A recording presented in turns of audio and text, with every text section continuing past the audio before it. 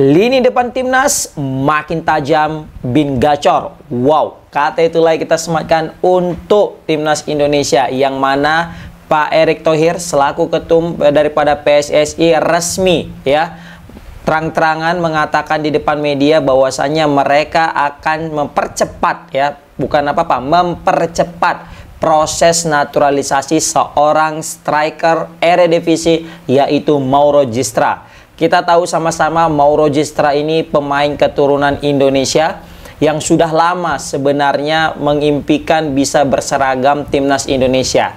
Tapi karena ada berbagai macam kendala, PSSI belum bisa ya melakukan proses naturalisasi, dan sekarang ya PSSI bukan lagi bisa tapi udah mau mempercepat proses naturalisasi ini karena berbagai macam alasan. Wow, ini menarik kita bahas. Jadi kita tahu Mauro Gistra ini striker tajam ya. Walaupun sebenarnya kalau di Eredivisie belum teruji ketajamannya karena memang baru saja klub yang dibelanya itu Volendam itu masih baru promosi. Jadi belum sempat main di tahun ini. Nah, jadi tapi sebelumnya ya seorang Mauro Gistra ini sudah terkenal kegacorannya di level liga kelompok umur, guys. Jadi dia memang baru kali ini mendapatkan kontrak profesional dari klub Eredivisie. Sebelumnya dia itu masih main di liga kelompok umur. Nah, di sini statistiknya aku tampilkan. Nah, bisa kalian lihat statistiknya, itu luar biasa, guys. Bayangkan dari 24 pertandingan ya di Under 21, dia itu mengoleksi 13 gol dan 3 assist. Berarti total ada kisaran 16 kontribusi gol dalam 24 pertandingan. Ini statistik atau bisa kita bilang torehan yang cukup meyakinkan untuk pemain depan. Kemudian di Under 18 itu dia 13 kali main. Ini lebih gila sih. 13 kali main tapi nyetak 10 gol dan 8 assist. Berarti dia mencetak terlibat kisaran 18 gol dan assist dalam 13 pertandingan. Berarti setiap pertandingan dia itu mungkin 1 koma bisa mencetak gol, guys. Dari statistiknya. Ini bukan sekali 2 kali ya. Karena kayak di beberapa pertandingan juga dia pasti selalu mencetak gol.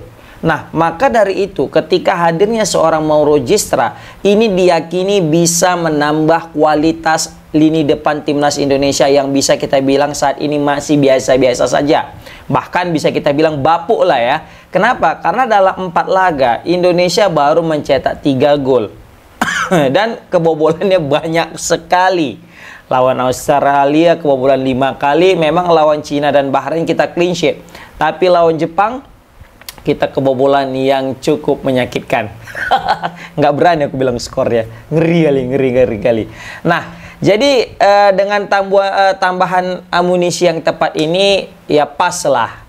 Jadi kita tidak hanya berharap pada Ole semata di lini depan. Karena kita tahu Ole ini kayak main tunggal di depannya kan. Kasihan juga nengok dia. Apalagi pas lawan Jepang. Kalian tengok lawan Jepang kan. Gimana dia main. Bah, asli capek kali dia main pas lawan Jepang itu. Nggak ada support dari second line.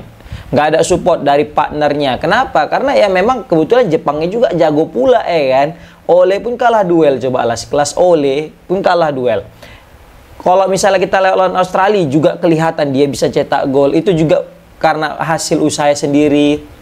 Baru juga waktu ngelawan Bahrain ya itu hasil kombinasi dengan Marcelino dan itu mantap. Sedangkan waktu ngelawan China itu pun dari titik penalti. Nah, mengingat dari minimnya gol yang diciptakan oleh skuad Patrick Kluivert, kayaknya memang mesti ada satu orang yang mendampingi seorang Ole Roumanie di lini depan, dan setidaknya ya tidak jauh lah kualitasnya.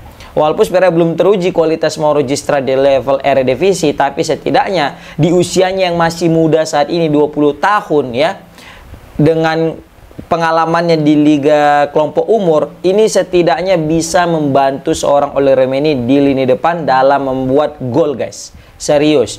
Ini apalagi pemain ini punya tinggi cukup tinggi ya, hampir 2 meter, 1,88. Berarti untuk seorang striker, kita lagi tidak hanya mengandalkan Ole Roumanie doang untuk bola udara, tapi juga bisa mengandalkan seorang Mauro Gistra. Jadi nanti ke depannya crossing dari pemain kita itu sangat diharapkan. Kenapa? Karena kita sekarang ini udah nggak takut lagi dengan bola udara. Sebelumnya ya timnas kita kalau udah kena bola udara itu agak-agak parno gitu ya kan. Kenapa? Karena postur tubuh pemain timnas Indonesia itu kalah saing dengan lawan-lawannya. Nah, sekarang bola udara kita udah pede guys. Kenapa? Kebetulan banyak pemain-pemain kita ini sudah punya tinggi yang cukup ideal dan layaknya pemain-pemain di Eropa. Bisa kita lihat ya, Lole Romeni, Tom Hai, Joel Pelupesi, ya kan? Baru juga seorang Ivar Jenner, atau mungkin di lini back. Kalau di back udah pastilah wajib tinggi kan. Miss Hilgers, Jai Ijes, Justin Abner. Kalau kita bilang lagi Elkan Baggett lagi, beh. Tapi kalau Elkan Baggett ini masih ngeri-ngeri sedap ya, karena memang masih ada apa ya, ego antara kedua belah pihak. Iya. Aku tahu kalian, aku yakin kalian pasti tahu kedua belah pihak ini yang mana ya kan. Nah, di sini juga Pak Erick Thohir udah apa ya, terang-terangan mengatakan bahwasanya berkas daripada seorang Mauro Gistra juga udah disubmit, udah dikirim ke Pak Menpora, dan rencananya kalau nggak ada halangan berkasnya ini akan segera dibahas di DPR di minggu depan guys. Nah, ini menarik ya, karena memang kebetulan setiap proses naturalisasi ini memang wajib dibahas di DPR, dan ketika nanti sudah aman di DPR, maka satu apa kita bilangnya, satu langkah pasti sudah terjadi, dan sebentar lagi kita akan bisa kita bilang here we go kepada Mauro Gistra guys. Luar biasa. Nah, aku sebenarnya udah lama memperhatikan Mauro Gistra ini kan, apalagi semenjak dia itu podcast dengan siapa namanya, Bang Yusa ya. Jadi saat itu kan sempat tuh ketemu Bang Yusa dengan Mauro Gistra, dan di situ ternyata Mauro Gistra setahun yang lalu ya kalau nggak salah ya, dia tuh udah submit apa loh, berkas loh. Jadi dia tuh ternyata udah submit berkas kepada PSSI, dan PSSI belum ya memproses. Nah, ini sebenarnya tanda tanya, kenapa kemarin tuh PSSI belum proses, nah sekarang mau pengen dipercepat. Kan? Mikir nggak kalian kayak gitu? Nah, kalau analisa aku, opini aku ya. Jadi kan kemarin tuh Mauro Gistra ini kan masih muda kali guys. Masih belasan tahun, belum 20 tahun kayak sekarang kan, masih belasan tahun, dan dia pun belum main di kelompok, bukan di tim teratas.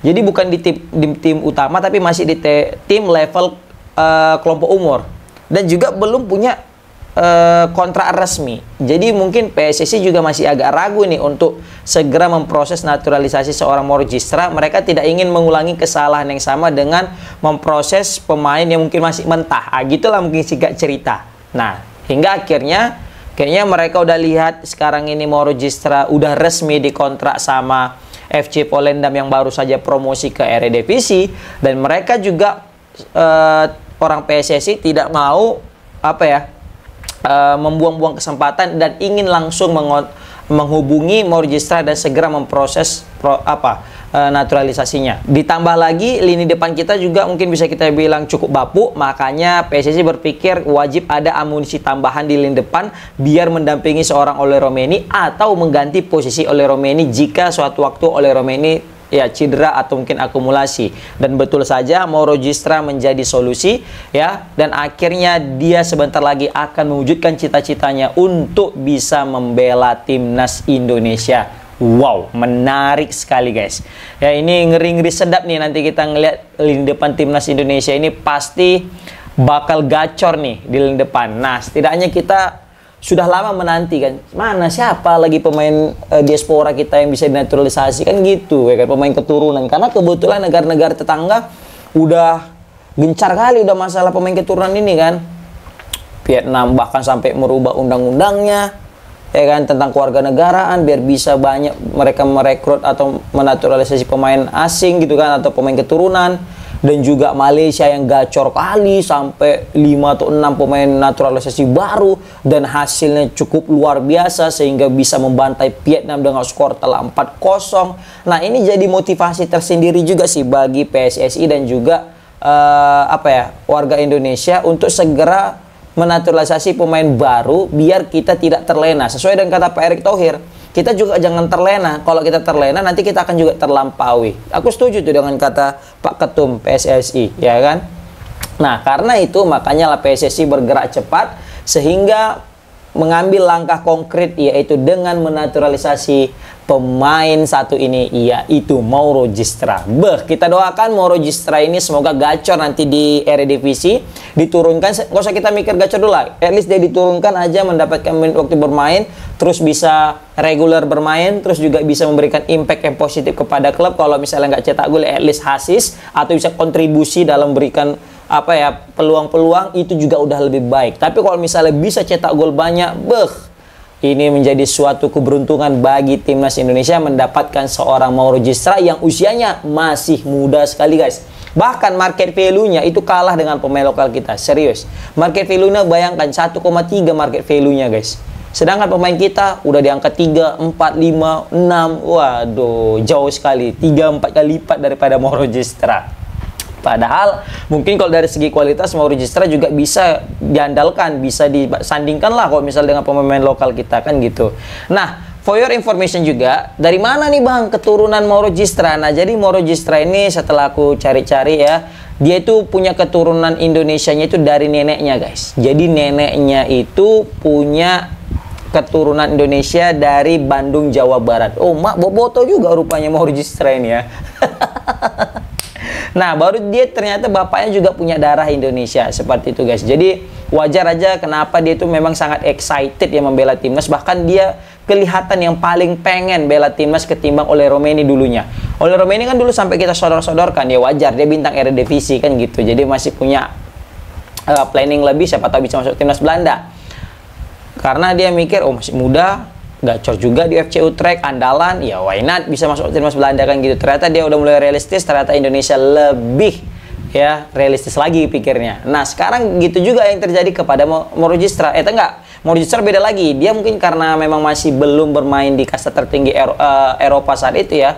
Jadi dia di Liga Belanda, jadi dia ya udah main aja bersama timnas, kenapa enggak gitu loh. Ya selain daripada memang juga dia memang sebenarnya pengen ya kan, aku yakin juga pengen lah dia, nggak mungkin nggak. Neneknya, bapaknya juga punya darah Indonesia, jadi wajar lah jika Mauro Gistra ini udah ngebet kali bela timnas Indonesia. Dan untungnya nanti kalau misalnya dia gacor di liga, beruntung kali lah kita ini, serius. Yang penting jangan sampai Mauro Gistra ini gara-gara dinaturalisasi jadi Indonesia, klub nanti jadi ini ya kan, mencadangkan dia, terus nggak make dia, terakhir memutuskan kontrak dia. Soalnya kita agak trauma dengan pemain-pemain diaspora kita yang aku merasa dicampakkan mereka itu semenjak gabung timnas nih. Gile. Bahkan saking nasionalisnya ya, dia udah mau bela timnas juga. Bahkan dia itu sampai udah belajar bahasa Indonesia loh, serius. Dia udah ngomong bahasa Indonesia, udah coba-coba ngomong bahasa Indonesia. Berarti ini kan ada upaya lebih, effort lebih ketimbang pemain-pemain yang lain, guys, untuk dinaturalisasi. Oke, patut kita nantikan partner daripada Ole ini yang akan segera dinaturalisasi.